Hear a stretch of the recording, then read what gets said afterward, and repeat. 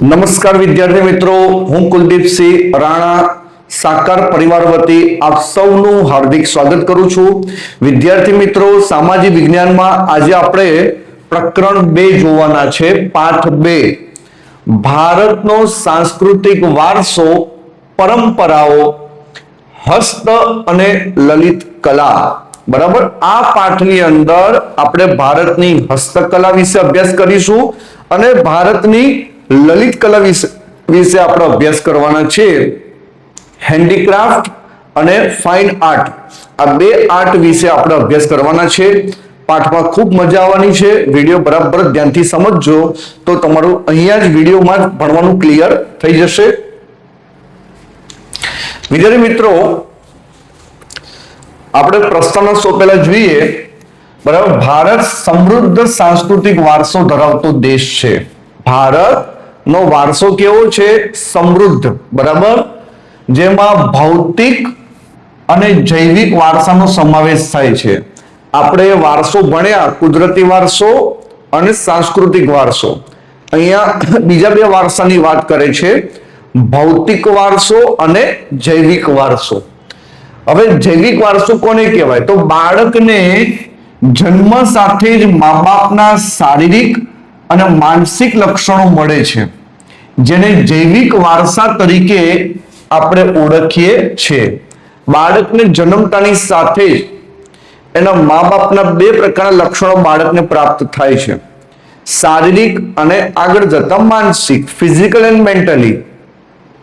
શારીરિકની વાત કરીએ તો મા બાપમાંથી બાળકનું જે રૂપ, રંગ, આકાર, કદ, કાં તો મમ્મી પર અથવા તેના પપ્પા પર બાળકનું રૂપ, રંગ, આકાર અને કદ જાય છે. એટલે જ્યાં મા બાપનું જેવું રૂપ, રંગ, આકાર અને કદ હોય એવું બાળકમાં આવે, એ શારીરિક લક્ષણ થયું. અને માનસિક એટલે મા બાપનો જે સ્વભાવ છે એ બાળકમાં ઉતરે છે. તો શારીરિક અને માનસિક લક્ષણો જે મા બાપના બાળકમાં આવે એને કહેવાય છે જૈવિક વારસો. બરાબર, જ્યારે ઘર, જમીન, જાગીર, સ્થાવર જંગમ મિલકત વારસામાં મળે તેને આપણે ભૌતિક વારસા તરીકે ઓળખીએ છીએ. જ્યારે આપણને આપણા મા બાપ તરફથી ઘર મળે, જમીન મળે, સોના ચાંદી ઘરેણા રોકડ રકમ મળે, મિલકત સ્વરૂપે મા બાપનું જે છે એ તમને પ્રાપ્ત થાય, બરાબર, એ ભૌતિક વારસો થયો કહેવાય. સાંસ્કૃતિક વારસો તો આપણે પહેલા ચેપ્ટરમાં ભણીને જ આવ્યા હતા, પણ આપણે ફરીથી જોઈએ તે રીતે માનવી પોતાની આવડત, બુદ્ધિ, શક્તિ, કલા, કૌશલ્ય દ્વારા જે કાંઈ મેળવે છે કે સર્જન કરે છે તેને સામાન્ય રીતે સાંસ્કૃતિક વારસો કહેવાય. બરાબર, માનવી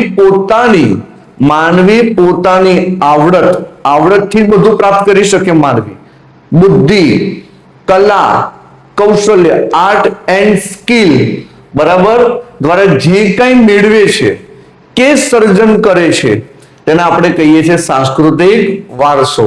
તે જ રીતે સમાજ જીવનમાં પૂર્વજો દ્વારા શરૂ થયેલી પરંપરાઓ, રૂઢિઓ, રીત રિવાજો અને એક વિશેષ પ્રકારની જીવનશૈલીને પણ સાંસ્કૃતિક વારસા તરીકે ઓળખીએ શકીએ. બરાબર, એટલે દરેક દેશની પોતાની પરંપરા હોય છે, દરેક દેશની પોતાની રૂઢિઓ હોય છે, દરેક દેશની પોતાની અલગ પ્રકારની જીવનશૈલી હોય છે. તો એ રીતે આપણે ભારતની પણ રૂઢિઓ, પરંપરા અને વિશેષ પ્રકારની જીવનશૈલી છે અને એ ભારતનો સાંસ્કૃતિક વારસો છે. તે ઉપરાંત આપણે બીજી બાબતો જેવી કે શિક્ષણ, ખેતી, વેપાર, રોજિંદા જીવન માટેના નીતિ નિયમો, ઉત્સવો, મનોરંજન, કલા, કારીગરી, માન્યતાઓ, કૌશલ્યનો સમાવેશ પણ તેમાં કરી શકીએ. બરાબર, એટલે આપણે રૂટીન લાઈફમાં આપણે જે શિક્ષણ છે, ખેતી છે, વેપાર છે, બરાબર, જીવન માટેના નીતિ નિયમો, જે આપણા દેશના ઉત્સવો, જે આપણા દેશના મનોરંજન, આપણા દેશની કલા કારીગરી, આપણા દેશની માન્યતાઓ, કૌશલ્યો, એ બધું પણ વારસામાં સમાવેશ થાય છે. ભારત એ વિશ્વનો પ્રાચીન દેશ હોવાને લીધે તેની ઉત્તમ પરંપરાઓ, સામાજિક મૂલ્યો, સોશિયલ વેલ્યુ જેને કહેવાય, રૂઢિઓ, રીત રિવાજો, પરિવાર વ્યવસ્થા સાથેની ખાસિયત ધરાવતા સાંસ્કૃતિક વારસાનું જતન અને જાળવણી કરવાની આપણી શું બને છે? ફરજ બની રહી છે, આપણી ફરજ છે, ફંડામેન્ટલ ડ્યુટી. કારણ કે ભારત એ આજથી 200-300 વર્ષ પહેલાનો બનેલો દેશ નથી. ભારત અતિ પ્રાચીન દેશ છે. આ પ્રાચીન દેશ હોવાને કારણે ભારતની પોતાની ઉત્તમ પરંપરાઓ છે, ભારતના સામાજિક મૂલ્યો છે, રૂઢિઓ છે, રીતિ રિવાજો છે, પરિવારની એક આખી વ્યવસ્થા છે. બરાબર. હવે એ બધી બાબતોનો વારસો જે આપણને મળ્યો છે એનું જતન કરવું, એની જાળવણી કરવાની આપણા સૌની ફરજ બને છે. પ્રાચીન ભારતમાં 64 કલા, ખાસ યાદ રાખજો, પરીક્ષામાં પૂછાઈ શકે કેટલી કલાઓ કીધી? 64 કલા. 64 કલાઓ, જેમાં મુખ્ય કલા વિશે આપણે 64 નામ નથી આપ્યા, પણ એમાં મુખ્ય કલા વિશે આપણે જોઈએ તો 64 કલામાં હસ્તકલા, કારીગરી, કસબ, હુન્નર, ચિત્ર, સંગીત, નાટ્યકલા, નૃત્ય કલા ઇત્યાદિ ગણાવી શકાય. બરાબર. 64 ભારત પ્રાચીન સમયમાં 64 કલાઓ વિશે જાણકારી હતી. જ્યારે વિશ્વમાં અંધકારમય જ્ઞાન હતું, એટલે સમજ જ નથી. બરાબર. અને ત્યારે ભારતની અંદર 64 કલાઓનું જ્ઞાન ધરાવતું હતું. આપણી પ્રાચીન મુદ્રાઓ પણ મૂલ્યવાન હતી. આપણે પ્રાચીન જે સિક્કાઓ છે, પ્રાચીન એ સમયના સોનાના સિક્કા, ચાંદીના સિક્કા, તાંબાના અલગ અલગ પ્રકારના સિક્કાઓ પણ ભારતના પ્રાચીન સમયના હોવાને કારણે એ આપણા માટે મૂલ્યવાન છે. ભૂતકાળમાં વિદેશી પ્રવાસીઓ કે આક્રમકો ભારતની સમૃદ્ધિ આકર્ષણનું કેન્દ્ર હતું. બરાબર. જેમ લોહી ચુંબક લોખંડ લોહી ચુંબક તરફ ખેંચાય એમ વિદેશી પ્રવાસીઓ ભારત તરફ હંમેશા ખેંચાઈ આવતા. કારણ કે ભારત હતો જ એટલો સમૃદ્ધ દેશ, જેથી કરીને જે કઈ વિદેશી પ્રજાઓ ભારતમાં આવતી તેઓ ભારતમાં સ્થાયી થઈ જતી. કારણ કે ભારતનું આકર્ષણ જ એટલું અદ્ભુત હતું. આજે ભારતના સાંસ્કૃતિક વારસાના પ્રતીક સમાન યોગ વિદ્યાનો સમગ્ર દુનિયાએ સ્વીકાર કર્યો છે. બરાબર. આજે યોગ વિદ્યાનો સમગ્ર વિશ્વએ, સમગ્ર દુનિયાએ એનો સ્વીકાર કર્યો છે. યોગની જન્મભૂમિ, યોગની કર્મભૂમિ એ ભારત છે. અહીંથી યોગ ક્યાં ગયા છે? સમગ્ર વિશ્વમાં ગયા છે. તો ભારતે આખા વિશ્વને યોગ આપે તો આપણે એમ કહીએ છીએ કે ભારતનો વારસો વિશ્વમાં ગયો. તેનું મોટું ઉદાહરણ યોગ છે. અને પરીક્ષામાં આઈએમપી પરિણામ સ્વરૂપે સમગ્ર વિશ્વ 21મી જૂનના દિવસને વિશ્વ યોગ દિવસ તરીકે મનાવે છે. કયા દિવસ તરીકે મનાવે છે? વિશ્વ યોગ દિવસ. બરાબર. આ પ્રકરણમાં ભારતની વિવિધ પ્રકારની કલા, કારીગરી વિશે આપણે પરિચય મેળવીશું. બરાબર. વિવિધ પ્રકારની કલા અને કારીગરી. ભારતની કસબીઓની કરામત. ભારતના સાંસ્કૃતિક વારસાનું કસબીઓ, જે ભારતના વિશિષ્ટ કારીગરો છે, જે વિશિષ્ટ કલામાં વિશિષ્ટ પોતાની આવડત જેમાં કોઈ વસ્તુ કોઈ બાબતમાં રહેલી હોય એ કસબીઓની કરામત વિશે જોઈએ તો ભારતનો સાંસ્કૃતિક વારસાનું સૌંદર્ય ભારતીય કારીગરો અને કસબીઓની હુન્નર એક પ્રકારની વિશિષ્ટ આવડત, હુન્નર પરંપરાગતમાં સમાયેલું છે. ભારતના ભાતીગળ જીવનને તેઓએ તેમની કલા, કારીગરી અને હુન્નર ઉદ્યોગ દ્વારા કુશળતાથી વિકસાવેલ છે. ભરત ગૂંથણ. હવે આપણે હસ્તકલા જે આપણે ભણવાના છે, હસ્તકલા એટલે હાથથી બનાવીને તૈયાર કરવામાં આવતી વસ્તુ. પહેલાના સમયમાં મશીનરી યંત્રો નહોતા, તો હાથથી વસ્તુ બનાવવામાં આવતી અને એ બનાવી એ પણ એક કળા હતી. એટલે એને હસ્તકલા, જેને આપણે અત્યારે હેન્ડીક્રાફ્ટ કહીએ છીએ. તો ભરત ગૂંથણ, કાષ્ઠકલા, માટીકામ, ધાતુકામ, ચિત્રકલા, ચર્મ ઉદ્યોગ, મીના કારીગરી, નકશીકામ, અકીક અને હીરાને લગતા કૌશલ્યપૂર્ણ કારીગરી, શિલ્પ, સ્થાપત્ય, હાથ વણાટને લગતી કારીગરી એ ભારતની આગવી ઓળખ છે. બરાબર. તો આપણે ખ્યાલ આવે કે ભારતમાં હસ્તકલાઓ, કેટલા પ્રકારની હસ્તકલાઓ પ્રાચીન સમયમાં હતી. એના અમુક નામ જોયા. આપણે જે ભણ્યા એને આપણે પિક્ચર દ્વારા આપણે જરા જોઈએ.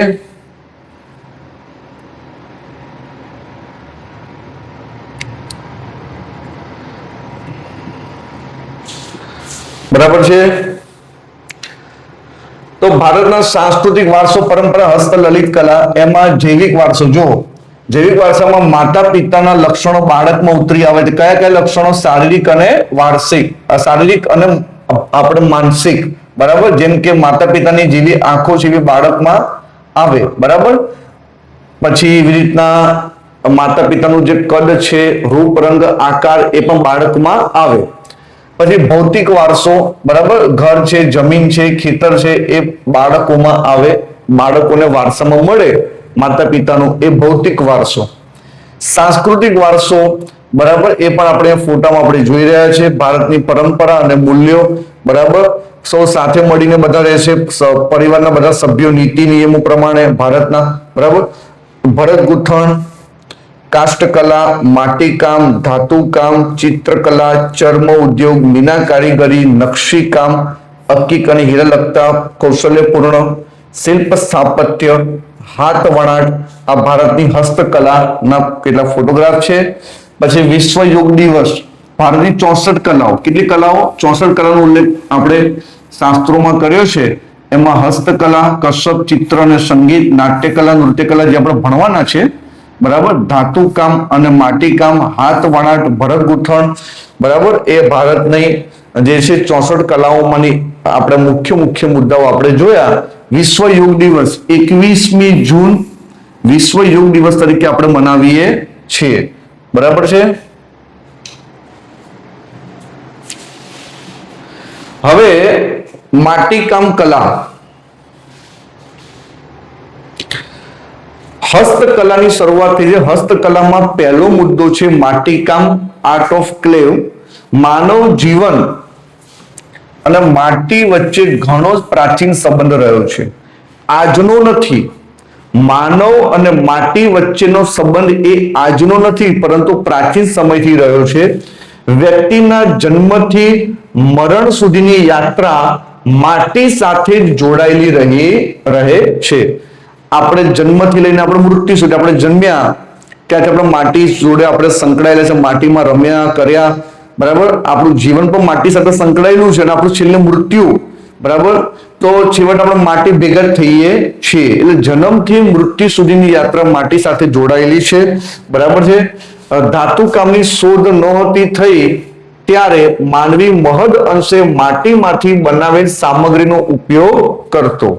જ્યારે ધાતુની શોધ નથી થઈ ત્યારે, જ્યારે ધાતુની શોધ ના થઈ હોય ત્યારે એ સમયમાં, પ્રાચીન સમયમાં ભારત શેનો ઉપયોગ કરતો? તો માટીમાંથી બનાવેલી ચીજ વસ્તુનો ઉપયોગ કરતો, જેમાં માટીના રમકડા, ઘડા, કુલડી, માટીના કોડિયા, હાંડલા, માટીના ચૂલા તથા અનાજ સંગ્રહ માટેની કોઠીઓ વગેરે માટીની બનાવવામાં આવતું વગેરે ગણી શકાય. એ સમયે ઘરોની દિવાલો પણ માટી અને છાણથી લીપીને રક્ષણ અપાતું.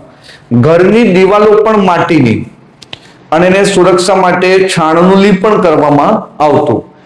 પાણી, દૂધ, દહીં, છાશ અને ઘી જેવા પ્રવાહી પણ માટીના વાસણોમાં રાખવામાં આવતા. શેમાં રાખવામાં આવતા? માટીના વાસણોમાં, બરાબર. રસોઈના વાસણો પણ માટીના રહેતા. લોથલ, મોહેંજો-દડો, ખાસ અહીંયા યાદ રાખજો, પરીક્ષા પૂછાઈ શકે.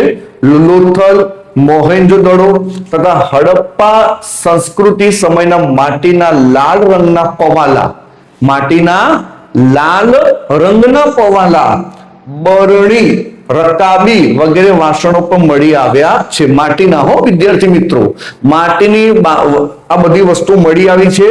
ક્યાં? લોથલ અને મોહેંજો-દડો માંથી 5000 વર્ષ પહેલા. કુંભારનો ચાકડો એ માટીકામ માટેનું પ્રાચીન ભારતનું પ્રથમ યંત્ર ગણી શકાય. પરીક્ષા મોસ્ટ આઈએમપી. પ્રાચીન ભારતનું પ્રથમ યંત્ર તો કુંભારનો ચાકડો, બરાબર. આપણે અહીંયા ફોટામાં જોઈએ કુંભારનો ચાકડો, બરાબર, એ ભારતનું પ્રથમ યંત્ર માનવામાં આવે છે. કારણ કે એ સમયમાં આવી રીતના ચાકડો ગોળ ગોળ ફેરવવાનો અને માટીમાંથી માટલું બનાવવું એ સમયમાં આધુનિક યંત્ર કહેવાતું. આજે પણ નવરાત્રીમાં ગરબા જેમાં અંદર દીવો હોય અને તેવો માટીના કાણા પાડેલો ઘડો આપણે અત્યારે પણ જોઈએ છીએ. હવે કાચી માટી અને કાચી માટીમાંથી પકવેલા વાસણો તેમજ વસ્તુઓનું ઉત્પાદન કરવા માટે ભારત પ્રાચીન કાળથી જાણીતું છે, બરાબર. પ્રાચીન કાળથી ભારતમાં વાસણો, માટીમાંથી વાસણો બનાવવાની કળા એ આજની નથી પણ પ્રાચીન સમયની છે. કાચામાંથી પાકી માટી બનાવવાને ટેરાકોટા કહેવાય છે, બરાબર. એને તપવીને પાકી માટી તૈયાર કરવામાં આવતી અને એમાંથી વાસણો તૈયાર થતા. જેનો ખ્યાલ આપણને પરીક્ષા મોસ્ટ આઈએમપી, જેનો ખ્યાલ આપણને દક્ષિણ ભારતના નાગાર્જુન કોંડા અને ગુજરાતના લાંધણજ મહેસાણા જિલ્લામાંથી મળી આવેલા હાથથી બનાવેલા માટીના વાસણો અને જૂના અવશેષોના આધારે મળે છે. બે સ્થળોના નામ કીધા. માટીના વાસણોના અવશેષો ક્યાંથી પ્રાપ્ત થયા છે? બે સ્થળોના નામ કીધા. એક તો દક્ષિણ ભારતના નાગાર્જુન કોંડા અને ગુજરાતના લાંધણજ, આ બે જગ્યાએથી હાથથી બનાવેલા માટીના વાસણોના જૂના અવશેષો આપણને પ્રાપ્ત થયા છે, બરાબર. તો આપણે દુનિયાને કહી શકીએ કે ભાઈ માટીના અવશેષો તો આ બે એક્ઝામ્પલ આપણી પાસે છે, બરાબર. તો વિદ્યાર્થી મિત્રો, આજે આપણે હસ્તકલામાં પ્રથમ કલા માટીકામ કલા વિશે આપણે અભ્યાસ કર્યો છે. તો તમે બધા વિડીયો ધ્યાનથી સાંભળીને એને બરાબર સમજજો અને એ પ્રમાણે અભ્યાસ કરજો. આપને જો વિડીયો પસંદ આવ્યો હોય તો લાઈક કરજો અને ચોક્કસ આપના પોતાના અભિપ્રાય કોમેન્ટમાં જરૂર જણાવજો. નમસ્કાર, જય હિન્દ.